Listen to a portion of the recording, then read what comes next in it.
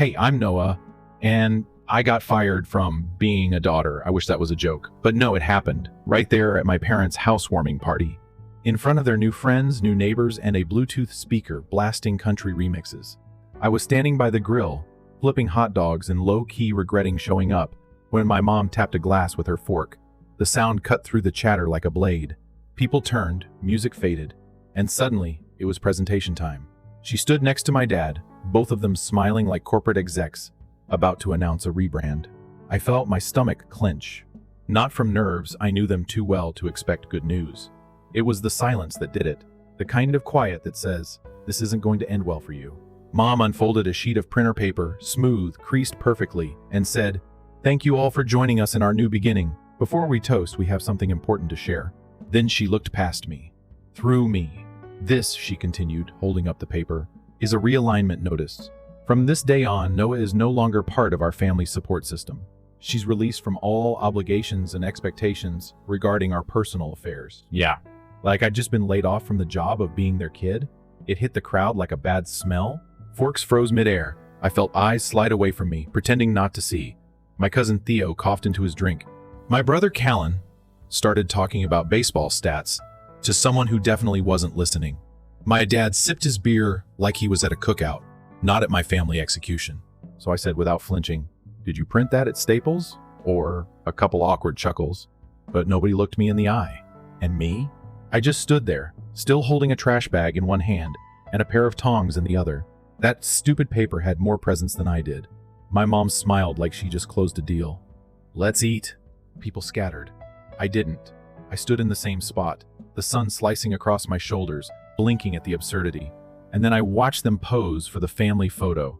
I moved to join, like muscle memory. That's when I heard Callan whisper, "Maybe sit this one out, for optics." Optics.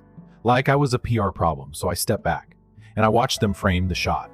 Arms looped, fake grins, matching tones like it was a Christmas card. And me? I stood behind the trash bin, holding a plate of untouched salad. Click. That was it, not just metaphorically cut out, literally. Cropped from the frame like I'd never been there. That's when I knew this wasn't some heat of the moment thing.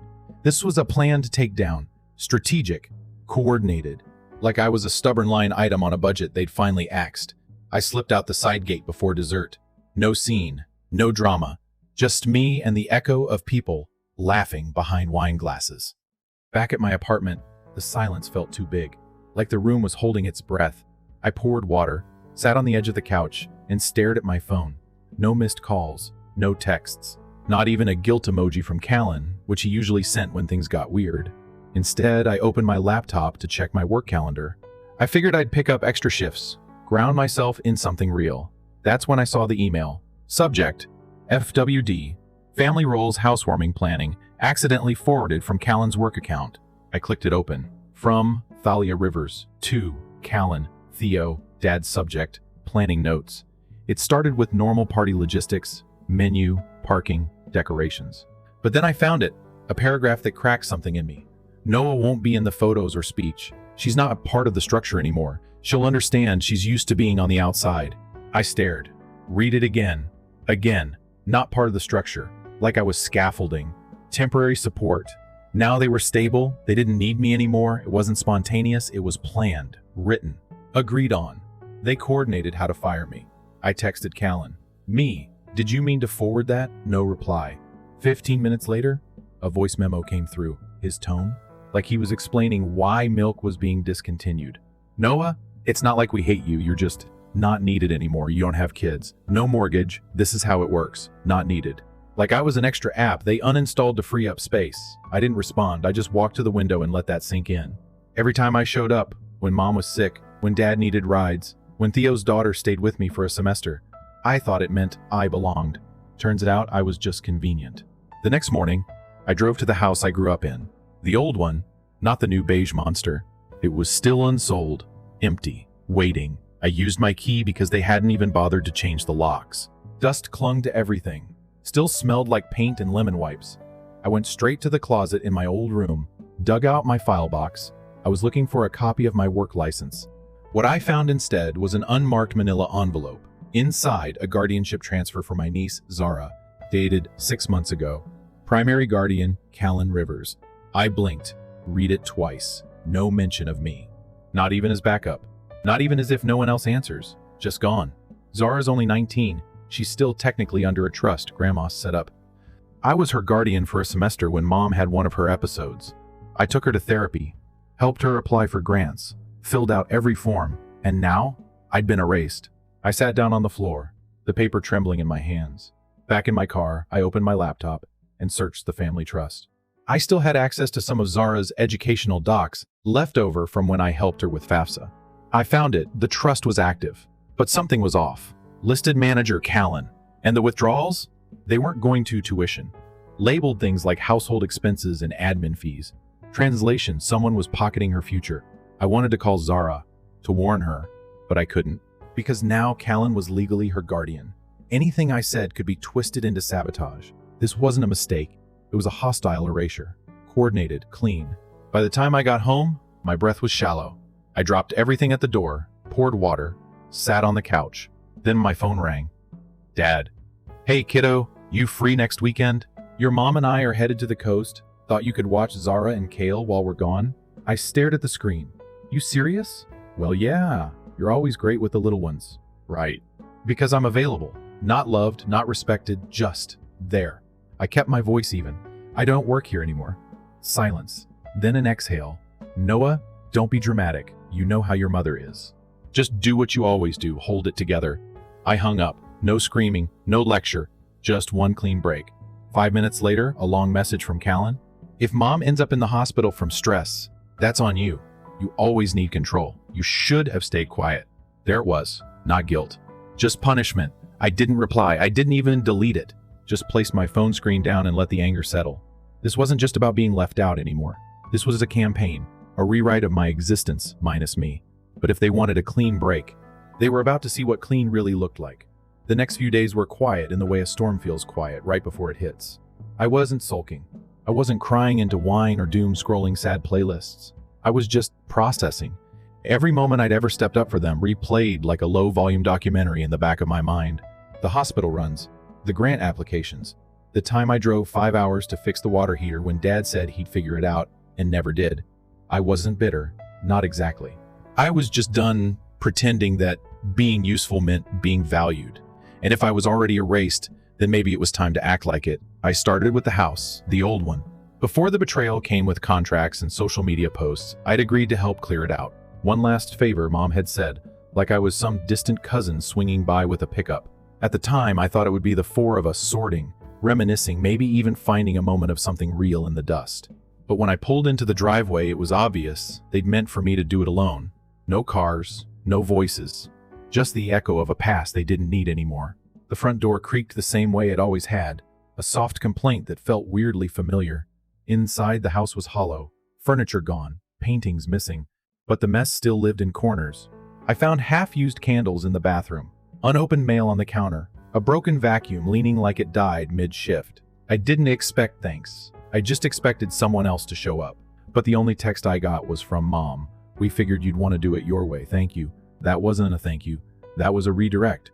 A way to hand me a chore and dress it up like choice. So I got to work. One packed up drawers, wiped shelves, scraped tape residue off windows I once helped install.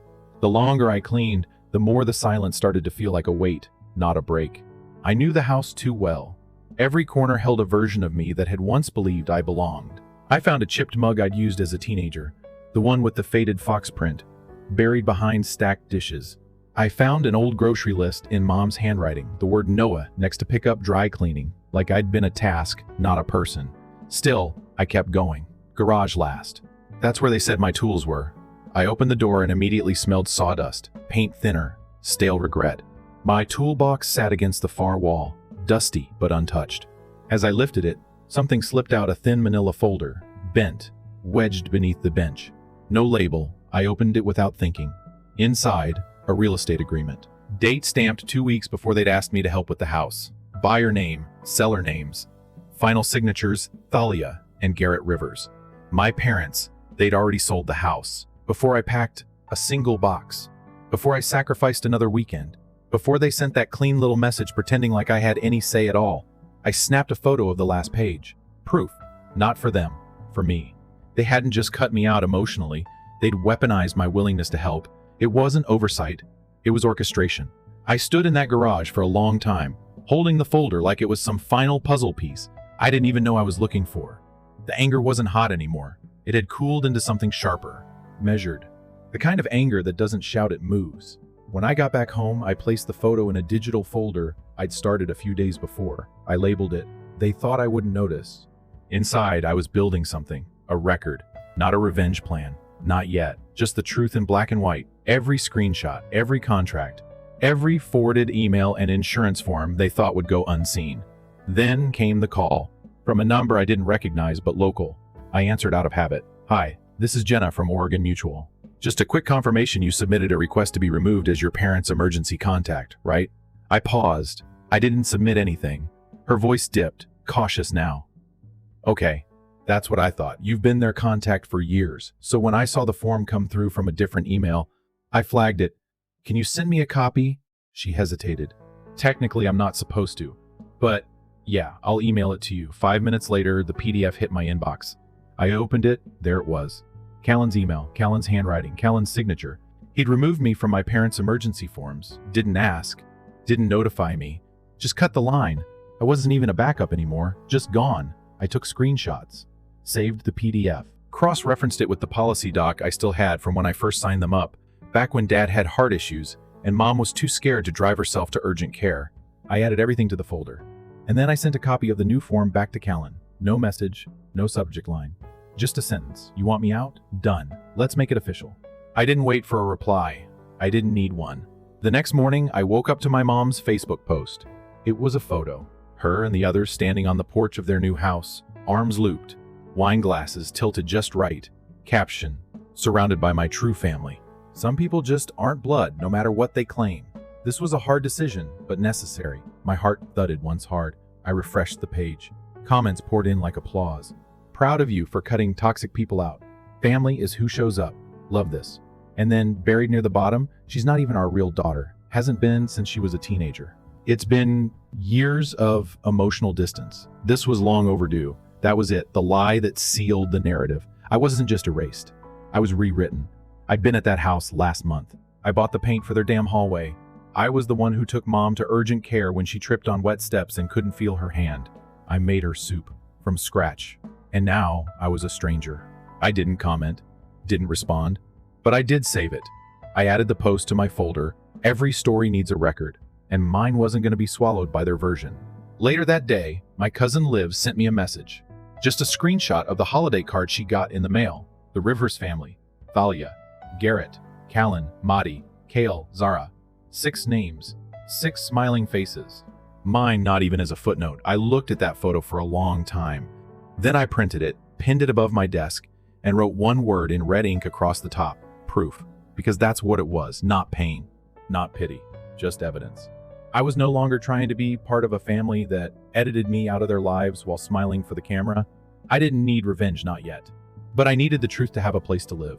And I was building it piece by piece. Quietly. Carefully. The way they never saw coming. By Friday, the air had shifted. Not just outside, though the wind was picking up, and the sky had that pre-storm mood like it was holding its breath. Inside me, something had changed too. I wasn't angry in the way people expect you to be after betrayal. I wasn't stomping around or screaming into pillows. I was steady, cold, maybe, focused. There's a certain clarity that comes after being pushed out so thoroughly, you can finally see the edges of your worth.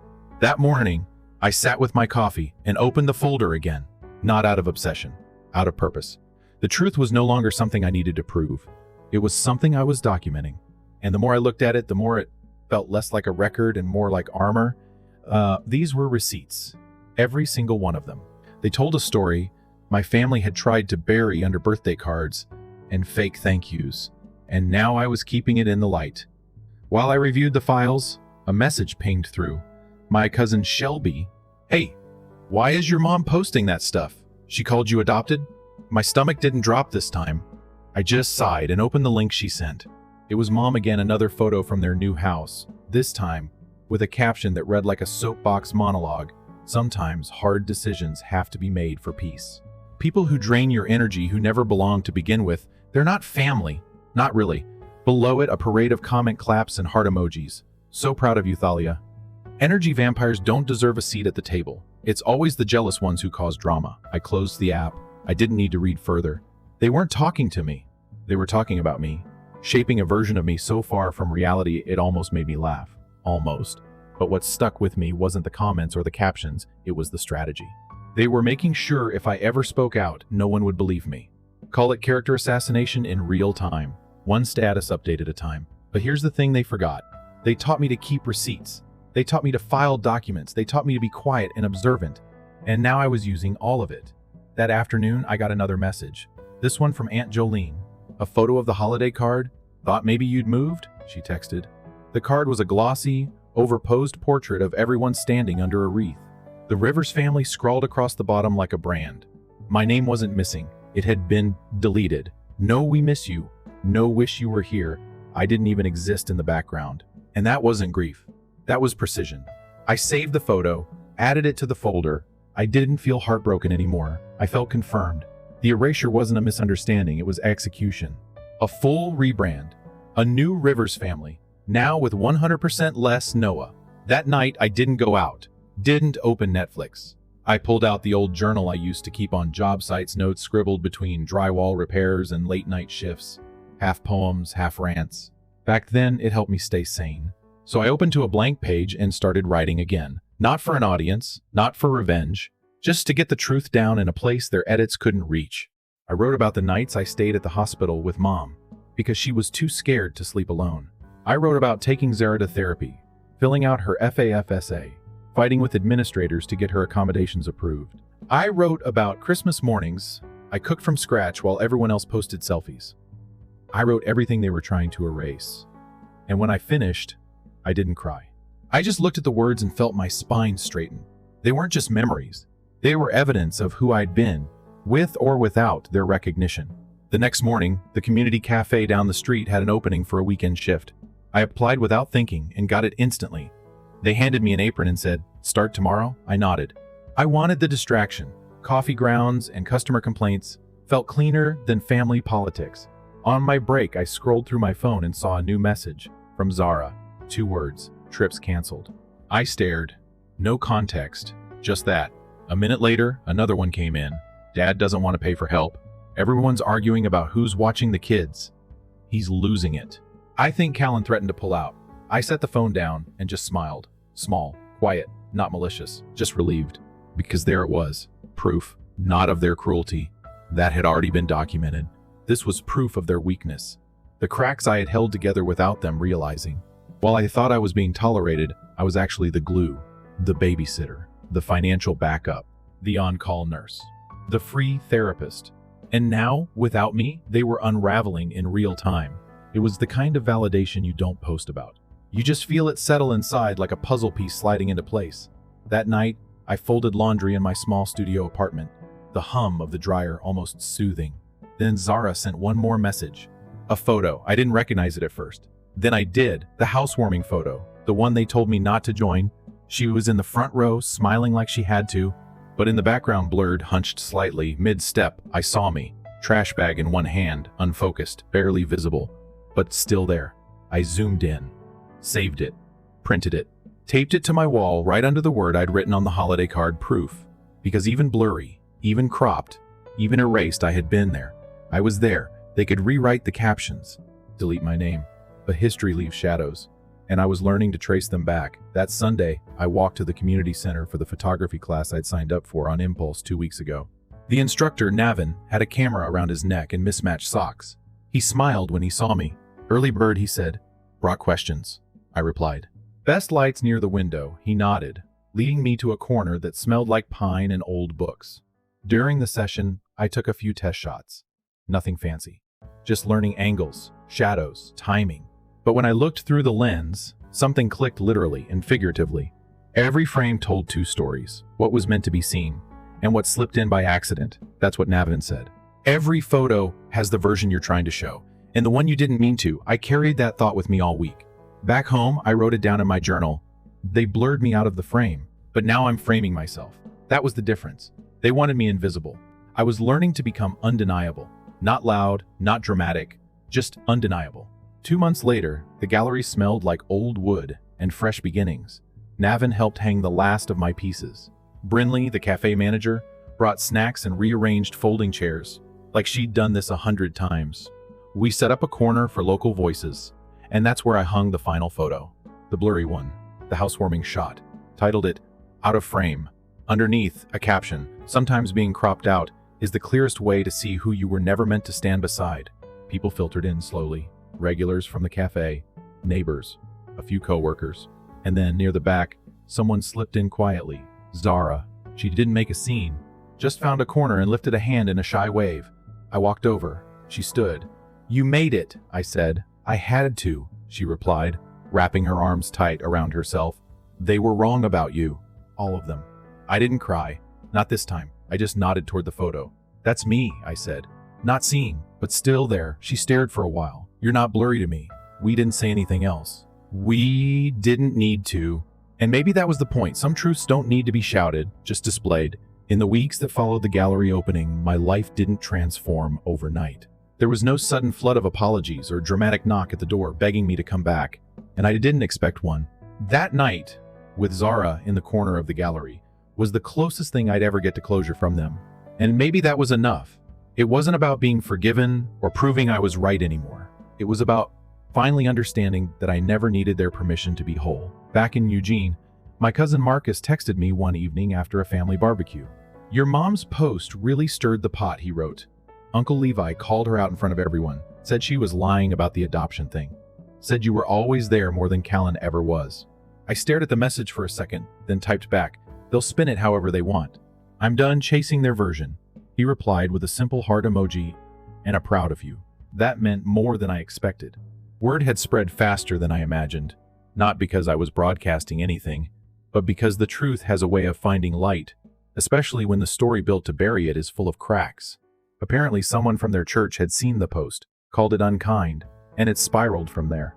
Not lawsuits or scandal, just whispers. And whispers travel far. The family image they had worked so hard to curate began to unravel without me doing a thing. Mom stopped posting altogether. Callan made his account private. Dad got disinvited from poker nights. Invitations to charity brunches went unanswered. I didn't celebrate it. I didn't even smile. I just noted it. Because when people build their status on a lie, it only takes one truth to loosen everything. Meanwhile, my own life was finally quiet in a way that felt earned. The cafe shifts grounded me. The photography class became something steady. I spent more time with Brinley and Navin, and less time wondering who still believed the family fiction. I was building something new, something mine. One Saturday, as I was restocking beans at the cafe, Brinley asked if I could cover Sunday morning too. She gave me a half smile, like she wasn't sure if she was asking too much. I nodded without hesitation. "Yeah, I've got it." That's the thing about starting over. Every small routine becomes its own kind of healing. A few days later, Zara messaged me again. This time, not about them. Just a photo of her new dorm room and a text that said, "Got in. Move in next week." I didn't ask who helped her apply, or if they'd tried to stop her. I just replied, "Proud of you." She sent back a heart. That was enough. A new version of family didn't have to be loud. It just had to be real. That same evening, I pulled out the manila folder I'd collected everything in and spread it across my kitchen table. Screenshots, legal documents, photos, bank statements, messages, a curated history of erasure in 8 neatly stacked piles. I wasn't preparing for war. I just wanted to be ready if the truth ever needed backup. I added a title page to the digital file in case I'm ever asked, because the truth doesn't shout, it waits. That night, as I was organizing the files into cloud storage, I got a call. I didn't recognize the number, but I answered. Maybe a reflex, maybe curiosity. "Noah?" It was Dad. I almost hung up right then, but I waited. He sighed like the weight of the world sat on his chest. "Your mother's not doing well. She's been sick. Stress, mostly. And people are talking. It's complicated." I let the silence stretch until he filled it. "We didn't mean for things to go this far. Maybe we overreacted. Maybe your mom said some things she didn't mean. You know how emotional she gets." I could feel the shift already. The beginning of a walk back. The way manipulators always circle around when they feel the cost of their lies. I kept my voice even. She wrote that I wasn't her real daughter. That wasn't emotional. That was intentional. He paused. "Well, it's hard to explain. She felt like you pulled away." I didn't laugh, but it was close. I didn't pull away. You handed me a contract and told me to go. He didn't deny it.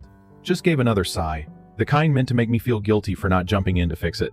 Look, we're just trying to move forward. Maybe you could come by, talk to her, help smooth things over. There it was again, the callback. The attempt to pull me back into the machine, into the emotional labor I used to give without question. I'm not a fixer anymore, I said simply. I'm not the peacekeeper. And I'm definitely not the daughter you get to remember when it's convenient. He started to protest, but I cut him off. This call didn't happen. Not unless it comes with an apology.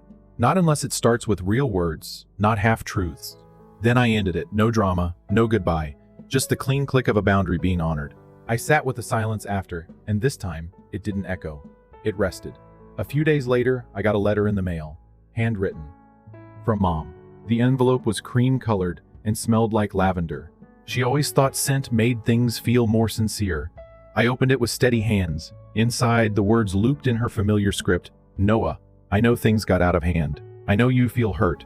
That wasn't our intention. We just wanted peace in the family. We didn't mean to exclude you.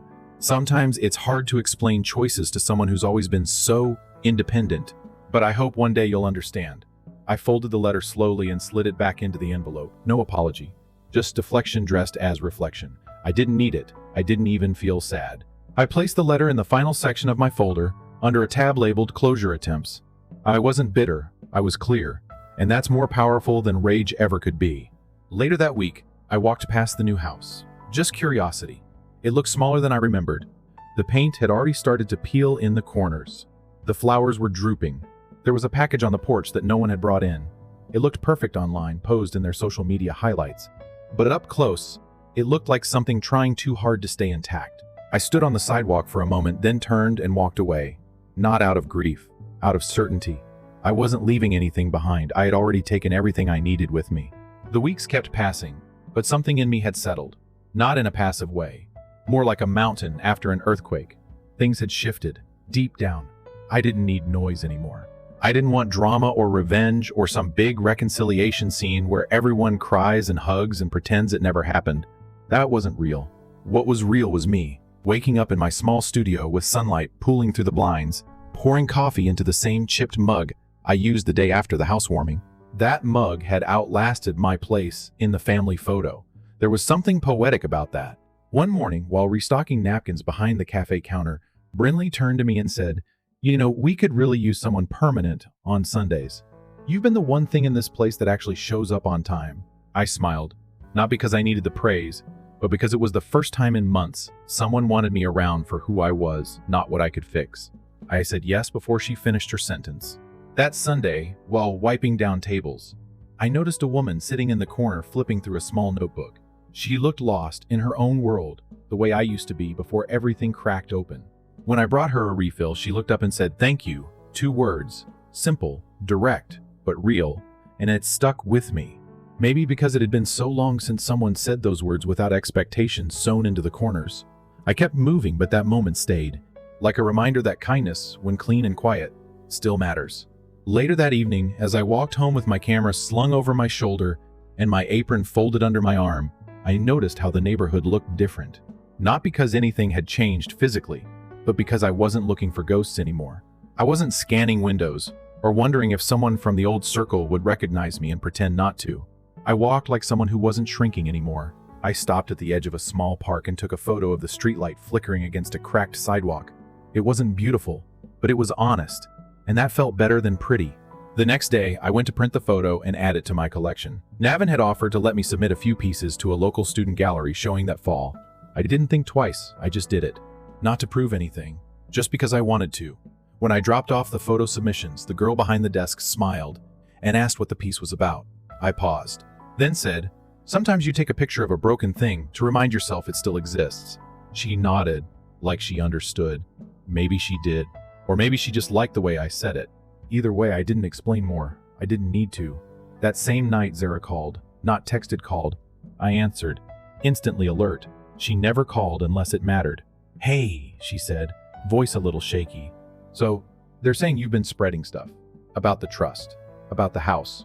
About Mom." I let that sink in. "And what do you think?" I asked. Silence. Then she exhaled.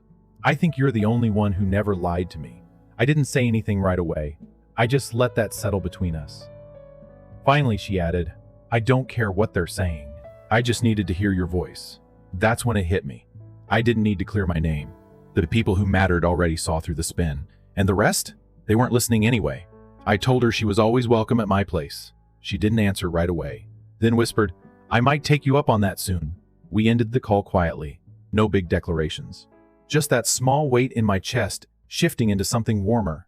Afterward, I sat down at my desk and opened the folder one more time. Not because I needed it anymore, but because I wanted to see how far I'd come. It wasn't just a collection of evidence now, it was a timeline. A trail of how someone can be erased and still survive the deletion. I renamed the folder. No more they thought I wouldn't notice. Now it was called Proof I Was Here. I closed the laptop, turned off the light, let the silence of the apartment stretch like a blanket over everything. That week, I got invited to speak at a small community panel. Someone from the gallery had submitted my name for a night called Stories We Carry. I almost said no. I didn't feel like I had a story people wanted to hear. But then I remembered that blurred photo from the housewarming, the one where I was half hidden by a trash bag. That was the image I submitted as my piece. I titled it Unedited. The panel night came fast. The room was small, folding chairs, string lights. No podium, just a mic and a rug that looked like it had seen better years. When it was my turn, I stepped up slowly. I could feel my hands tremble just slightly. I didn't bring notes. I didn't need them. I told the story as it had happened. The photo, the contract, the erasure, the silent weeks, the turning, the rebuilding. I didn't cry. I didn't try to be poetic. I just told it the way it felt. People didn't clap right away. They sat with it first. And then someone said thank you, that word again. Small, but real. Afterward, a woman in her 40s came up to me, eyes glassy. "They called me dramatic for speaking up," she said. "They said I was making it worse, but I was just asking to matter." I nodded. That was it. That's what it always came down to. Just wanting to matter. I walked home that night under a sky that felt unusually open. Stars scattered without order, but still showing up. That was how healing looked, I think. Not neat, not final, but present. A few days later, I passed the old neighborhood again. The new beige house still looked the same. Clean lines, pristine lawn, no soul.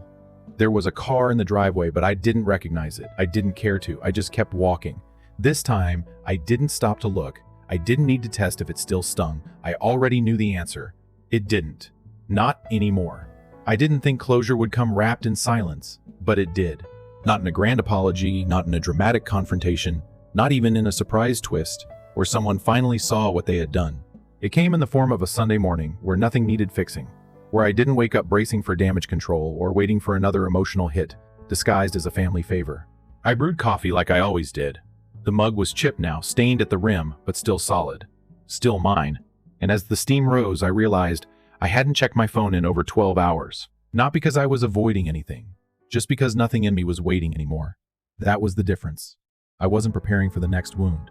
I wasn't hoping for a message that would make the past feel different. I was just here, in my apartment, barefoot and unbothered, watering my plants and listening to a playlist that didn't remind me of anyone but me. The gallery piece titled Unedited had been accepted into a regional show.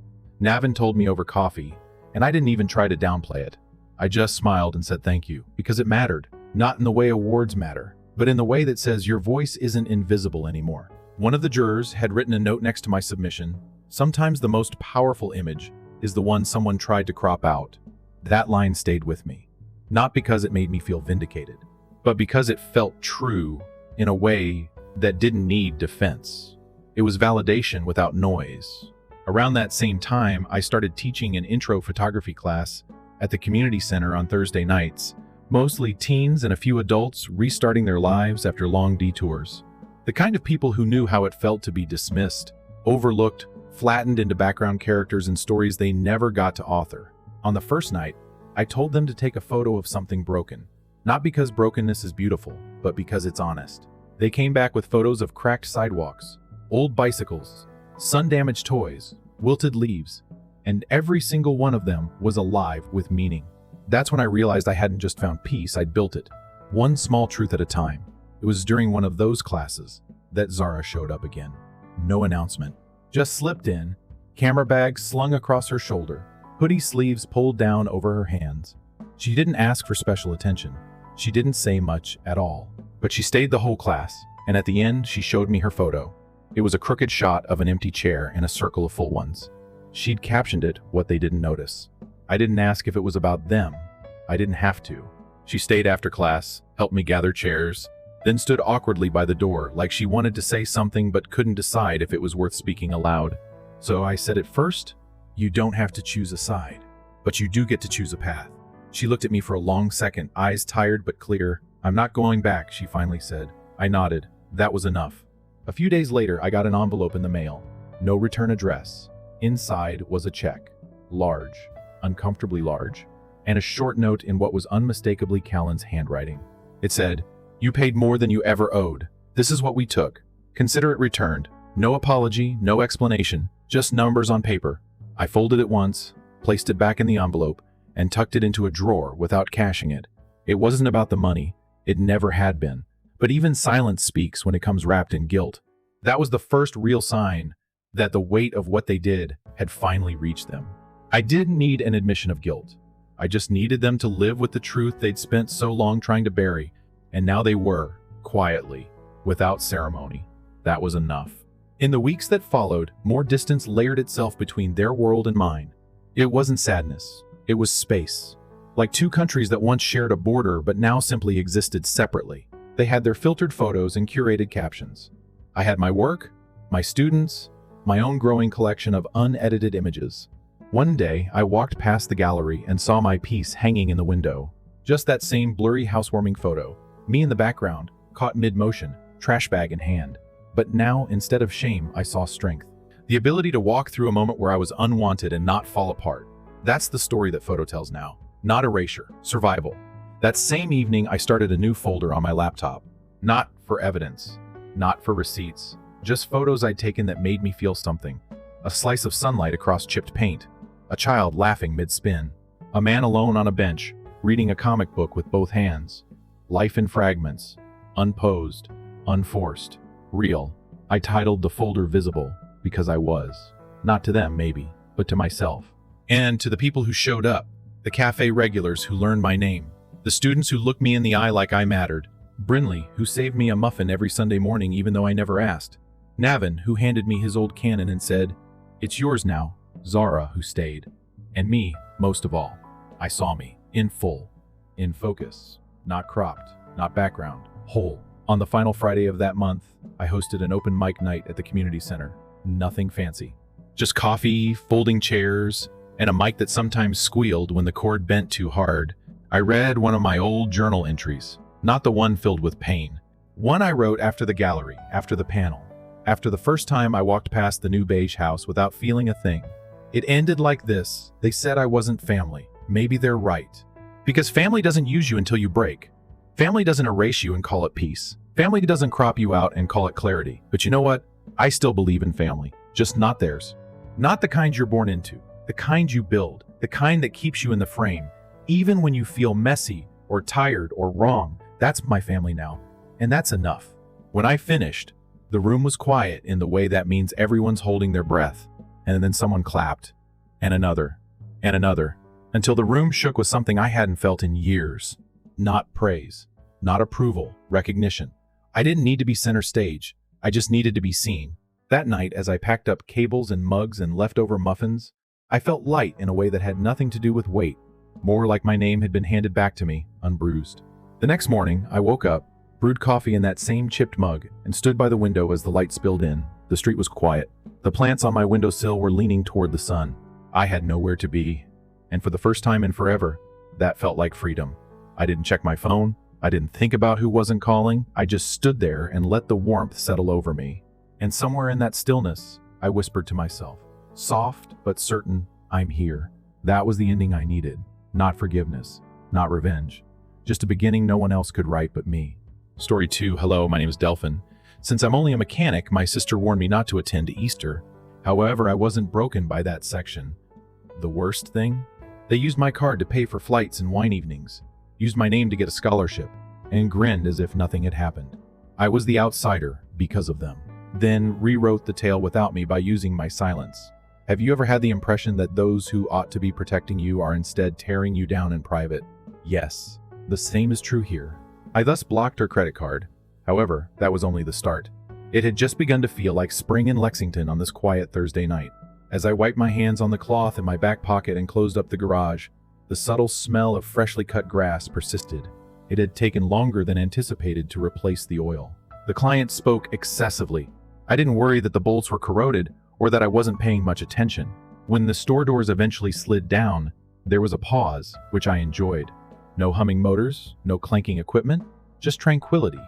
Easter had been on my mind all day. Every year, I took my handmade pecan pie to my mom's apartment for breakfast, and it was less than 2 weeks away. I was into it.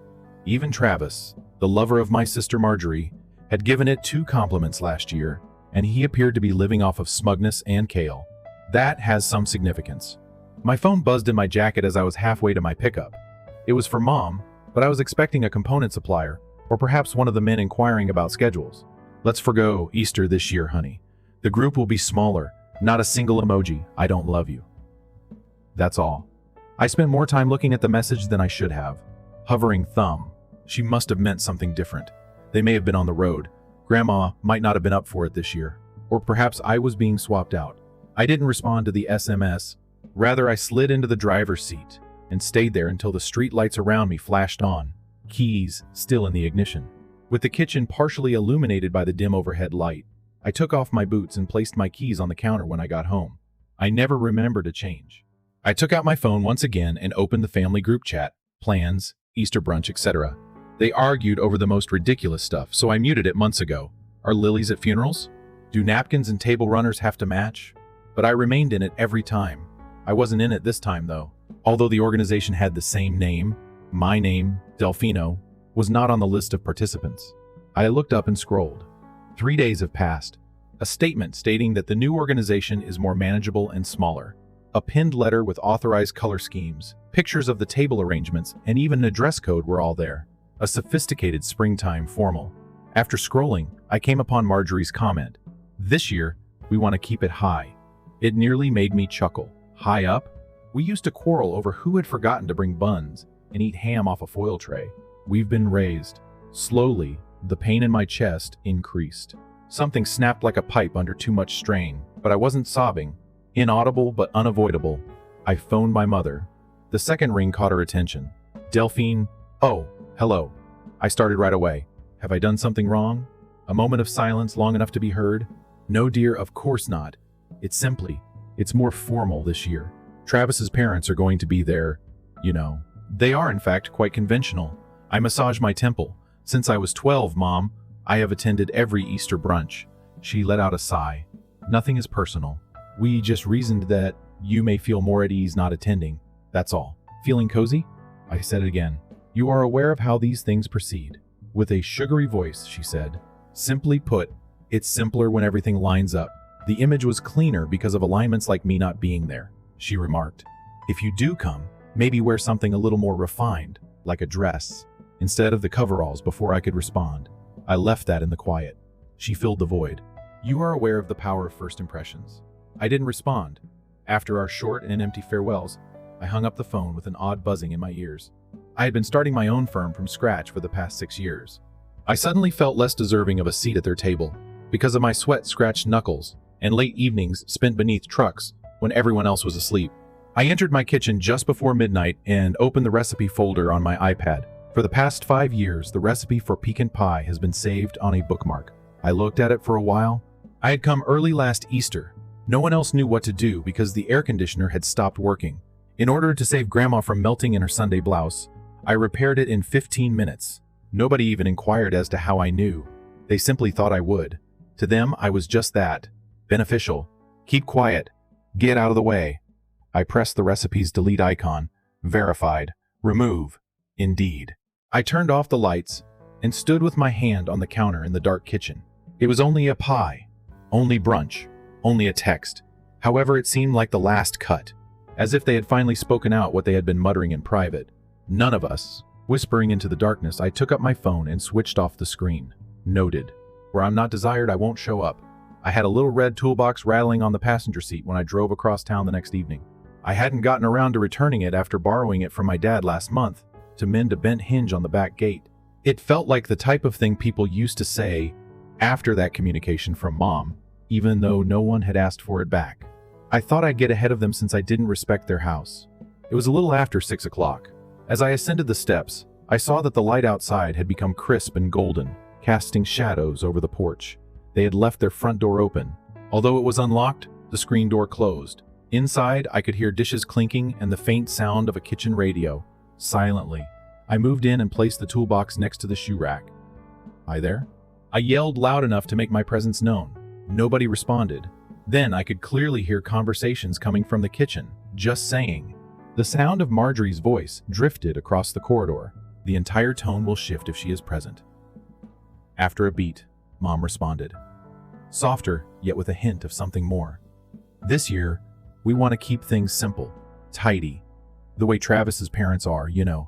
Through her teeth, Marjorie let out a breath. "Mom, she works as a mechanic. It's embarrassing. What on earth is she going to wear?" Mom gave a little laugh, as though that was enough. My heart pounded so loudly that I was certain they could hear me standing motionless at the coat hooks. "It's embarrassing." The word came down more forcefully than anticipated. Not harmful, similar to a smack. Even worse, dismissive, informal. They were unaware of my presence. I didn't wait for them to discover it either. I retreated as quietly as possible. I moved quickly to my truck and closed the door behind me. I grasped the driving wheel with chilly hands. The return trip was a haze. Static headlights, radio, and red lights. Too intelligent. It was already dark when I arrived at my apartment building. I brewed tea that I wasn't really interested in, and I kept thinking about that term as the water boiled. It's embarrassing. The kitchen table was where I sat. I kept intending to mend the one with the chipped corner, but I just gazed at it. It wasn't as though I hadn't experienced it previously. When Marjorie had guests, the steady slip faded into the background. When Travis discussed careers, the uncomfortable half smiled. However, it wasn't subtle, this was intentional. I recalled her birthday meal at the Italian restaurant downtown from the previous year. "So what do you do exactly, Delphina?" Travis had inquired, leaning across the table lighted by candles. I was about to respond when Marjorie interrupted. "She's interested in cars, I see, like a freelancer. She has a busy schedule." I recall smiling and nodding as if it didn't matter. As if I hadn't just leased my second bay and rebuilt a transmission that week. I gave her permission to do so, transform myself into something nebulous and agreeable. I was responsible for that. I opened Instagram after finishing my tea, partly due to habit. The day before a brunch set with quiche mimosas, Marjorie had shared a picture. She and Travis are seated with their parents. It said in the caption, "I am eternally thankful for my family." It didn't include me, not only in terms of physicality. I didn't mention anything or be tagged. Grandma's neighbor had even made a remark. "I miss seeing Delfino. Where is she?" Nobody answered. As I scrolled down, I saw that prior pictures in which I had been tagged had just disappeared. I took the enormous flag cake to the 4th of July picnic and the birthday supper. Before breakfast on Christmas morning, I repaired the garbage disposal, erased or perhaps just concealed. It was like having those expensive scissors Marjorie collected cut out of a scrapbook page. It seemed surgical. After staring at the screen until it became blurry, I turned off my phone and got up. This was hardly a cause for tears, not at all. Nobody lost their life. Nobody shouted. There was no spectacular betrayal here. It was simply silent, steady eradication. Later that evening, I opened the drawer beside my bed and took out my old leather-bound notepad. It had been months, maybe more, since I had written in it. I stored an old lip balm in the front pocket, and the pages still had a slight peppermint scent. I began writing, but not poetry. Just the facts, no rant. I couldn't voice those words out. She feels embarrassed by me. One tag at a time, they remove me. I was someone they used to thank. Now, they put up with me. Seldom. I turned a few pages back. I was drawn to one entry that was made more than a year ago. It was from the week Marjorie received her graduate school acceptance. "I appreciate all you've done. Without you, I couldn't accomplish this." After I traveled 6 hours to assist her with her relocation, she left a post-it note in my glove box with her handwriting, which was delicate and looping. I delicately smeared the ink by rubbing my fingers over it. I then murmured into the darkness and shut the journal. "Yes, it seems that you can." The following morning, I stayed in bed later than usual and left the journal on my nightstand. Not because I was worn out. Even though my body was accustomed to working long hours, I felt a certain calmness that comes once you stop making excuses for other people. I arrived at the store by midday. That afternoon, I only had a few oil filters to reorder and some paperwork to finish off. I didn't have any clients scheduled. I sat down at my office desk, made coffee, and turned on my laptop. It served as a closet for storing. I saw the envelope at that moment. It was sandwiched between a tire brochure and a parts invoice that had arrived with the morning mail, simple white. The Lexington Higher Education Foundation is the only address for returns. I used the point of a screwdriver to tear it open. We would like to publicly thank you, Miss Calloway, for your kind donation to our Academic Merit Fund for 2023. Students like Marjorie Calloway have flourished in their ongoing academic endeavors. Because to your assistance, Marjorie was the last book I read. Then I turned the page. It was there. In the announcement portion, her name was bolded. Winner of the Miss Delphina Calloway, sponsored 2023 Honor Scholarship. My fingers clenched around the page as I blinked. I have never submitted any paperwork to the foundation, never gave money in public. Her education was financed by me. Yes, silently, every month. However, they gave the impression that I had hoisted a banner, stood in front of a podium. No one had informed me that this existed, and I hadn't been there either. I got it up suddenly. Behind me, the office chair was scratching. It was illogical, not initially. Perhaps it was an administrative error, I reasoned. My name had been accidentally inserted. However, I already knew in my heart that this wasn't a coincidence. My name was intentionally utilized. Marjorie texted me back in the autumn, stating that she wanted my ID scanned for a FAFSA emergency. It had to do with confirming her independence. I didn't hesitate. I have spent years assisting her. I quickly located it after searching through my email archives. The ID signature was in my sent folder. My gut twisted just looking at that old email.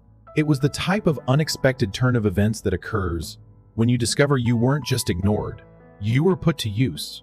I launched a search on my laptop. This scholarship has to be available to the public someplace if it existed. As expected, I located it in a matter of minutes. An announcement from the university's banquet for donors. The headline said, "Prominent contributors are recognized for their contributions to student achievement." At the bottom was an embedded slideshow. At first, I clicked quickly, but as I saw people I knew, I clicked more slowly. I was very stunned by slide 14. My mother was there, taking a plaque while standing at a podium. In the caption below it, Miss S. Nadine Calloway accepts the scholarship donation from their daughter on behalf of the Calloway family. Not my name, not my present, only the family. I wasn't angry as the bile swelled in my throat. Not quite yet. It was incredulity. For over 3 years, I had been paying for my sister's schooling. Silently. Regularly. I had done it so she could have a chance she couldn't afford on her own. They now had the audacity to tidy it up and present it as a worthy family endeavor. I took a seat firmly and gazed at the screen. I clicked on the event video after that. Mom in the blue blazer was grinning broadly. She only went out on court dates and weddings. She stated, "We always knew Marjorie was meant for more, and we believe in supporting our youth." In that speech, I didn't exist. Not even a brief reference. I reclined on my seat and gazed up at the ceiling. Money was no longer the issue. It was erasure. Easter comes first, followed by the group conversation and the family pictures. Now for my personal deed of kindness, they weren't only removing me from the situation, they were completely removing me from the narrative. I opened my banking app back at my desk. I had hardly noticed the tuition payments because I had put them on autopilot for so long. Don't leave my account anymore. Education, books, accommodation. To recurring transfers I tapped. It was set for the 5th of every month there. $2,250 is the next payment. I looked at it for a while. The entire thing may freeze with a single tap. No explanation, no warning. Similar to what they did to me. It wasn't me who clicked cancel. I lingered, but not yet. Both my thumb and my heart were stable for the first time in weeks. The pointer was remained on the cancel button when I left the banking app open on my screen that evening. I didn't press the button. Something had changed, but not yet. It's the type of change you don't always notice until it eventually catches up to you days later, spreading all the way across like a gradual crack in a windshield. I ran out of brake fluid in the garage the next morning. I stopped by the local supplier to pick up the wholesale order I had placed the previous week. For shop expenditures, basic supplies, components, fluids, inspection equipment, and other necessities, I maintain a corporate credit card. As usual, I slipped it over the counter.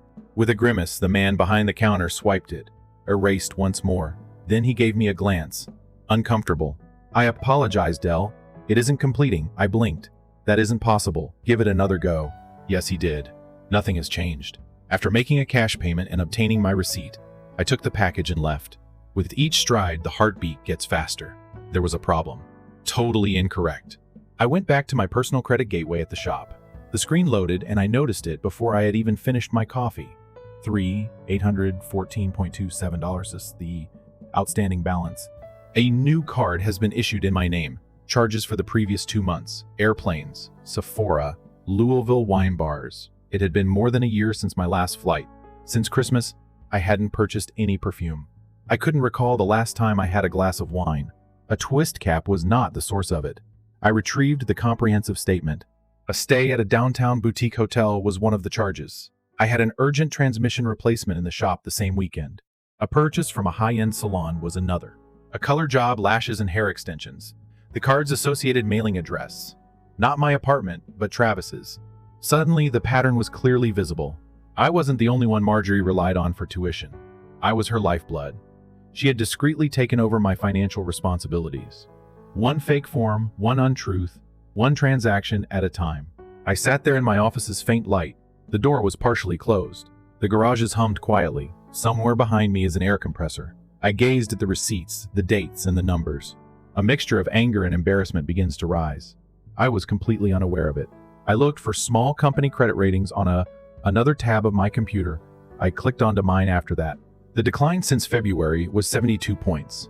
When I attempted to apply for a minor remodeling loan to expand the business last week, I received a call that explained why. The bank had paused, informed me that there were still problems, and asked me to return in 30 days. At the time, I didn't give it much thought. Now I do. I verified the cross streets and performed a trace on the mailing address. The lease had Travis's name on it. I was familiar with the intricate bougie area, complete with valet rubbish and tiny community libraries everywhere. I paused at the name of my bank representative while I was going through my contacts. I didn't hit the call button. Not quite yet. Rather, I extracted all available receipts, statements, fraud warnings, credit notifications, and screenshots. Just in case, I made a folder and sent it to myself via email. When I got home, I sat on the couch with my laptop next to me and warmed up some leftover chili. It was very quiet in the flat. It raised the volume of my thoughts. No longer was this only about Marjorie, Easter, or even the scholarship. It was stealing. It was erasure. With my name on the receipt and a price tag, this was treachery. On my phone, I opened a draft message. I need to discuss the credit card and everything else with you, Mom. I gazed at it. Go over it again. I knew what was going to happen, so even though my thumb was hovering over submit, I chose not to send it. They would spin it, divert it, and make it seem like a miscommunication. You can call me sensitive. You might accuse me of exaggerating the situation. As usual.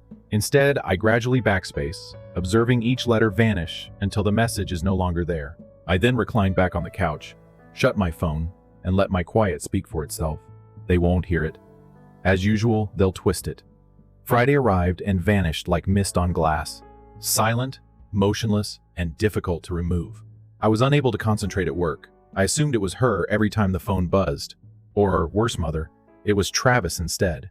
He arrived shortly after 6 o'clock, pulling his silver Subaru into the lot behind the store. I heard the tires crunching on gravel while I was tightening a bolt on a customer's front axle. Holding a little cardboard box as if it were ticking, he went outside. "Hey," he murmured in a quiet, uncertain voice. "Is this a horrible moment?" I straightened and used a cloth to clean my hands. "It depends. Are you going to ruin my day?" He smiled strainedly and extended the box. "This arrived at my house. Your name was on it, but according to Marjorie, there was a mix-up. I took the red Bell Luxa skincare return label. Bell Lux wasn't used by me. The last name appeared alongside my first name, but I had no idea what Bell Lux was. Mine." I remained silent. I simply gestured for him to come inside after me. The stench of day-old coffee and heated motor oil filled the workplace. Travis stood clumsily at the doorway as I opened the package. There were 2 glass jars with anti-aging serums, each costing $119. The shipment address was verified by a receipt hidden inside the bubble wrap. His flat. Leaning against the doorframe was Travis. "Didn't you send yourself that?" I gave a head shake. After observing me for a while, he took a seat. "She said that her tuition was covered by your parents." "You weren't around much," she said. I opened my drawer, took out a folder, and placed it on the desk across from him. "You ought to view this. Bank emails, receipt copies, scholarship letters, and credit statements. Everything was there." I didn't elaborate. I didn't have to. His face lost color as his eyes carefully scrolled across each page. That's a lot." Finally, in a hollow voice, he said, "She made advantage of my information. My signature was falsified by her. A plaque intended for me was accepted by my mother, as though she merited it." I stopped. The jaw tightened. Everything has been paid for by me, not them. Me? He reclined like if the floor had been ripped out from beneath him. She misled me. He spoke everything in hushed tones. She tells falsehoods with ease. Flatly, I replied. She no longer even flinches. Travis combed his hair with his hand. I didn't know. Yes, I whispered. The point is that. He slowly got to his feet. I'm at a loss for words. It is not necessary for you to speak. Don't act like you didn't notice it, though. He paused. Will you let her know? I understand. I glanced up at him. Not quite yet. He nodded slightly, then turned and walked away without saying anything else. My heart was thumping from years of feigning that this type of treachery was commonplace, as I sat there for a while, looking at the receipts strewn all over my desk. I received the call that evening. Mom. Shortly after 9 o'clock, her name glowed on my phone screen. I braced myself and responded on the third ring. Delfino, my love. She started, sweet with syrup. How are you doing? I didn't answer. She went on. I've heard that there may have been some tension between you and your sister, as well as confusion. Stressed? I lost my temper. Do you mean the falsehoods, the credit fraud, and the fact that she has taken my money and name as her own? Then there was a pause in the most composed tone she could manage. Let's avoid exaggerating the situation, she remarked. It nearly made me chuckle. Did you not know? I said. Marjorie is under a lot of stress. She ducked. She's not like this. You are aware of that. I touched my temple with my fingertips. It resembles her precisely. And throughout her whole existence, you have allowed her to get away with it. Her only goal is to live. I'm bored of doing it with one hand tied behind my back as she rides on my shoulders. So I snapped, Mom. There was silence between us. Then she let out a sigh. You have always had a lot of feeling. And there it was. The gaslighting, the dismissal. When I ventured to speak up, they always utilized the same script. Without saying another word, I hung up. I took up my phone once more, alone in the garage, in the whirl of the flickering shop light, entered a single sentence. One opportunity. If you don't tell Travis, I will. As soon as I press send, the small delivery checkmark shows there. After that, I put the phone down, went to the cabinet in the corner, and took out the dusty manila folder that I hadn't seen in more than a year. It had the original account permission document that I used to set up automatic tuition payments for her. I was going to smash the same one. It began like any other Saturday morning. The staff arrived with coffee cups and music. As the garage opened at 9 o'clock, the air was mixed with the scent of burnt bread and grease from the deli next door. I heard the front bay door smash open while I was singing a Stevie Nicks song beneath the hood of a 1997 Bronco. Then she spoke. My card was frozen by you. Marjorie, are you mentally ill? I sprang to my feet and banged my head against the hood latch. My whole crew halted their activities. Even Kenny, who never removes his earphones, looked over. Mid-conversation, customers stopped talking. In fact, one man dropped a donut he was holding. With fury too loud for logic and heels too tall for asphalt, she strode into the middle of the store. Red eyes and lustrous hair tied into one of those chaotic-looking buns dominated her face. You believe you're smart? She spat. Travis is aware. Mom is enraged. I was embarrassed by you. My junior tech, Louis, was already taking out his phone when I looked at him. Not in a subtle way. Are you interested in doing this here? I asked, using a cloth to wipe my hands. I'm speaking quietly. Here, you've already done this. She let out a cry. Like some destitute con artist, I was turned down when I tried to check into a hotel this morning. Can you imagine what that was like? Most likely rather similar to what it was similar to being turned down for a company development auto loan. I stated this because my credit was ruined by someone who filed charges in my name. She blinked. She then attempted to get better. That wasn't the case. I took a step forward. No. Marjorie, what was it like? Deception. Next to it. Stealing by accident. Years of my money, trust, and quiet were all given to you. It was like perfume on you. There was a whisper from the rear. Sheesh. When Marjorie looked around, she noticed everyone watching her and phones up. Her venom remained, but her voice grew quieter. The fact that I have more has always annoyed you. I laughed at it. You possess more. What? More embarrassment. More boldness. You deceived everyone and took from me. And you thought that I would continue to support your existence indefinitely. Like an unidentified bank account with no boundaries or PIN number. She gave a headshake. You're simply resentful. You never left this shithole. I spoke out steadily and clearly. Marjorie, no. Without your assistance, I spent hard hours and with broken knuckles building this mess. You are not allowed to enter here and spit on it. After then, there was a dense quiet. Louise finally said anything. I understood everything. I gave one excellent nod. Marjorie opened her lips, then closed it again. She slammed the door so forcefully that the glass shook as she turned and ran out. After 10 minutes, Travis arrived. He seemed exhausted, as though he hadn't slept or shaven in 2 days. He carried an envelope, folded up and wrinkled as if it had been in a pocket for hours, as he passed the front desk. Without saying anything, he gave it to me. The letter was ripped in one corner, wrinkled and discolored when I opened it. The letter about the university scholarship was sent to me. My name, my gift, and my gratitude. At last he spoke. I discovered it in her garbage. I gave him a glance. Not even shredding it did she do. She didn't read it at all, he answered. I questioned her about it. It was just some donor thing, she added. Delphin became strange. I pressed my lips together and nodded. She made no attempt to lie. Well, he said, his eyes lifeless. I put the letter down. I appreciate you bringing it. He hesitated. You were correct. It's too late now. Not unkindly, I said. That night, just final. No drink was poured by me. I refrained from crying. I didn't vent by calling anyone. I opened my laptop, sat at my apartment desk, and went to the university's payment page. Like a ticking time bomb, the tuition auto-pay was still waiting to go off in 4 days. After selecting Edit, I selected Delete Payment Method. A red alert appeared. This action cannot be undone. Do you really think I didn't blink? Yes, I did click it, and I let out a deep, clean, and full breath for the first time in years. It was like inhaling actual air.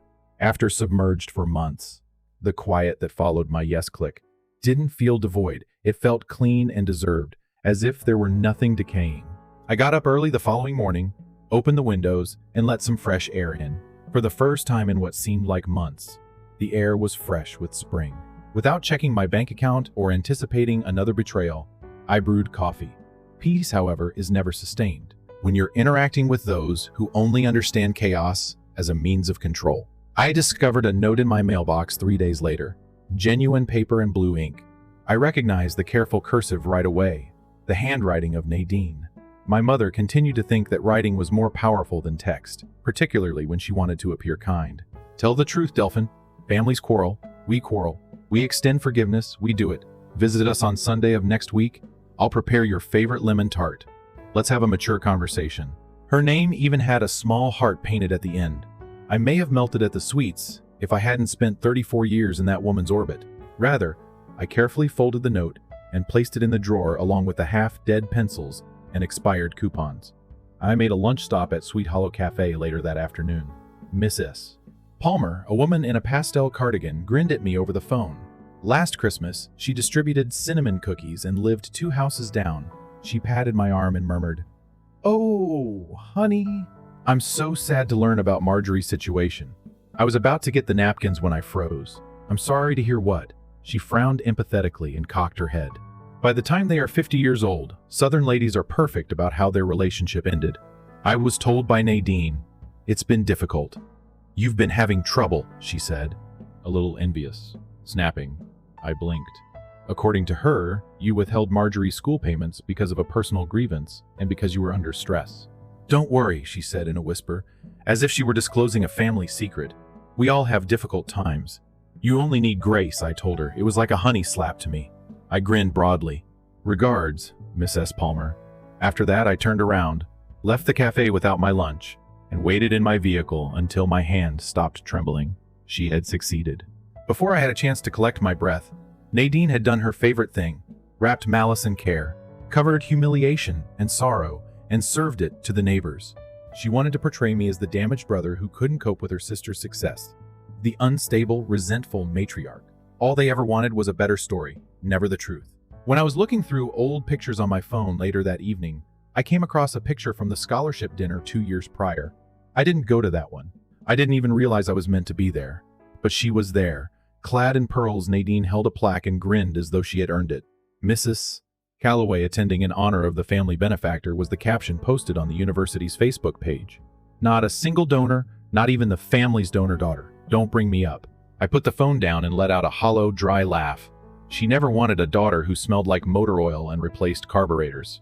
She desired a daughter who would pose for pictures and fit into pearls. So I didn't write to Marjorie or to her. I created a post after opening my social media accounts. No drama, no names. Just one phrase and a picture of the scholarship letter. When your own self-erasure occurs, put your name in pen again. At first stillness, I pushed post, then slowly. Appreciates a few remarks, including one from an old classmate. You were the backbone, and I always knew it. One more from a neighbor. It's about darn time. The rest was silent, but not in a lonely way. It was motionless. After turning off my phone, I went to the kitchen and made a glass of water for myself. I then whispered into the silence, while standing in my own apartment's darkness. Now let them come. There was no rage or backlash when the following morning came. Simply be silent. It was the type that made you think, not the kind that burdened you. I may have survived. I carefully opened the drapes, allowing the sunshine to streak my living room floor with golden lines. I sat on the couch with my legs curled beneath me and poured coffee that was stronger than normal. The home was quiet, but not depressing. I did something I hadn't done in months before I touched my phone. Behind the dusty tax papers and spare spark plugs, behind the toolbox, I took out the old photo box that I kept in the closet. The first image that appeared was of us as children. Marjorie was wearing a tulle skirt next to me, sulking because I wouldn't let her use the socket set like a toy, while I was wearing overalls and clutching a wrench. Mom had used a Sharpie to label it. Marjorie and Delphin will always be at odds. I put it down and looked through our earlier texts on my phone, including birthday wishes, screenshots of her grades, emoticons, and informal updates, the typical exchange between sisters who didn't live together but still made an effort. Then came the ones that were more painful. Once again, I appreciate your tuition assistance. My hero is you. Or, I'll always owe you, Del. Evidently, forever didn't last as long as I had assumed. I tapped out of messages and reopened the billing interface for the institution. My payment profile still had her name on it. Meal plans, books, and tuition are all nicely organized under the authorized user. I went into the settings and saw that there was a $2,900 outstanding payment for spring registration that was slated for the following Friday. A warning was issued by the system. The status of student enrollment will change if this technique is eliminated. Proceed. I remained still. Indeed. Remove. No page for confirmation was present. Only a last white light and a silent screen refresh. My card is now missing. Completed. She would have to cope with the consequences if this resulted in her being unenrolled. She could tell her loan officer, the registrar, and even herself. I shut down the laptop and waited patiently. Not out of guilt. Not out of fear. Only a presumption. Like a tide that I knew would ultimately sweep in. Less than 3 hours passed. The initial alert appeared as a missed call, then an SMS message. Did you cancel the payment, Marjorie? Are you serious now, Marjorie? I'm going to lose everything, Marjorie. This is not yours to do. I didn't respond. Then an email arrived. She used all uppercase in her subject line. My life is being ruined by you. I didn't open it. Then Nadine Delphin left a voicemail. Her voice was reserved for bank managers and obituaries. I chatted with Marjorie just now. What you did? It's not only mean, it's retaliatory. Out of some juvenile animosity, you're harming your sister's future. I didn't call her back until the message was over. The second ring caught her attention. She was breathing heavily as if she were anticipating a storm. Her life is being ruined by you. She said it again. No, I responded coolly. That's what she did. Click. Travis informed me later that day. He wrote that he had moved out on my windshield in her handwriting, just packed his belongings, traveled to Cincinnati to stay with his cousin after dropping her key on the counter. It said, "You made an effort to inform me. I ought to have paid attention. I apologize. I put it in my glove box after folding it once." Long shadows were created on my balcony that evening as the sun slowly sank behind the trees. I watched the clouds change while sipping a glass of ginger ale outside. It shouldn't feel this nice to be finished, even if my phone, which is often a grenade of alerts, was face down, I muttered. However, it did, and I allowed it. Like a breath I no longer had to hold, Easter morning arrived slowly and softly. With the exception of the distant ringing of St. Luke's bell across the roofs, the streets were silent. Family chatter was already filling most Lexington homes. Dresses zipped, bow ties twisted, ham in the oven. However, my store still didn't smell like cinnamon buns. There were no flower arrangements, only engine oil, a hint of gasoline, and a quiet I had come to long for. Out of habit, I opened the garage's side door, greater than necessity. Even though it was closed, I preferred the security of regularity. The sound of the fluorescent lights overhead, the coffee brewing in the corner, and the steady clink of tools while I cleaned the bench. The silence wasn't void. I owned it. I watched a lone float over the concrete floor while drinking from my cracked cup while perched on the moving stool beside Bathory. There were no texts. Nobody was making demands.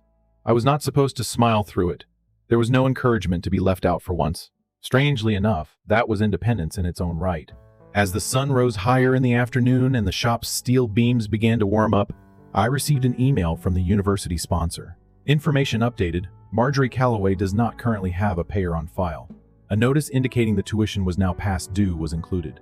No deferral was submitted, and there was no automatic extension.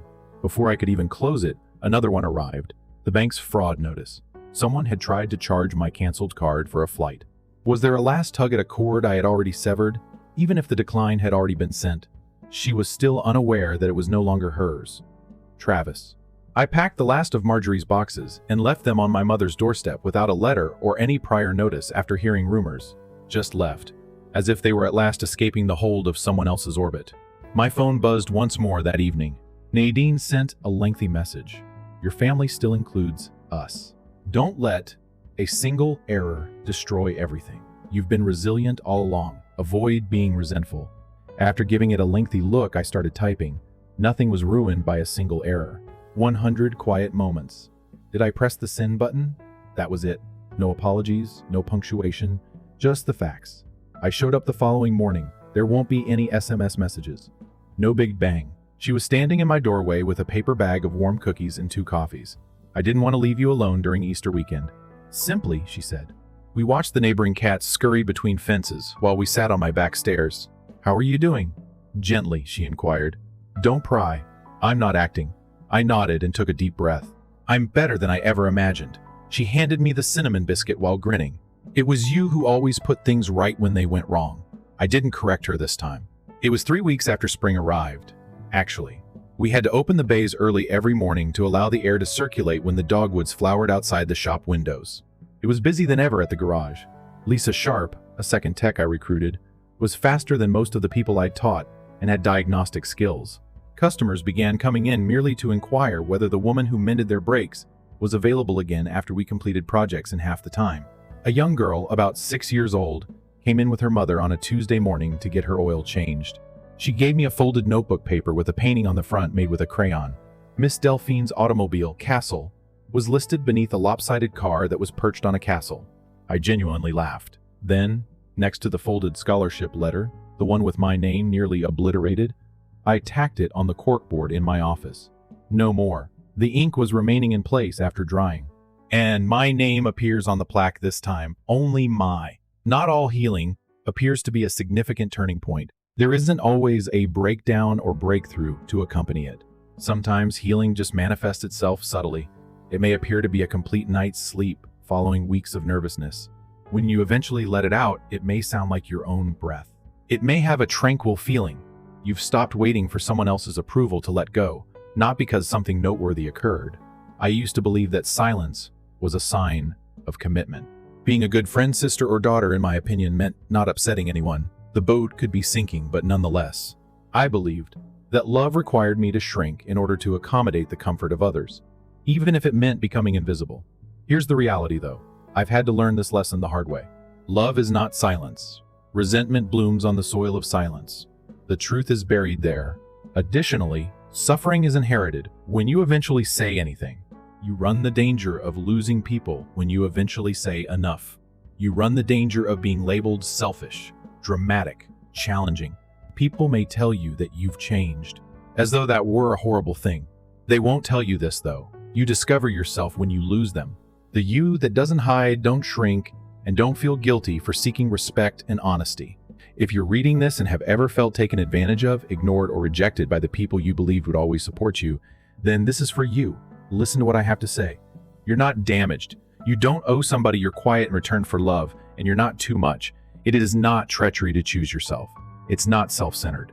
It's how you remain complete. It's your means of survival. I want to hear from you now. Have you ever needed to establish limits with a loved one? Do you believe that love should be unconditional, especially in families? Or do you think that accountability and love go hand in hand? Leave a comment below with your opinions. Let's discuss it. Please let me know what city you're in, or leave a comment if this message resonated with you, reminded you of your power, or helped you feel a little less alone. I carefully read each comment. Real chat for real individuals going through genuine stuff is what you want. If you want more discussions like this one, click subscribe now. I would love for you to be a part of what's still to come.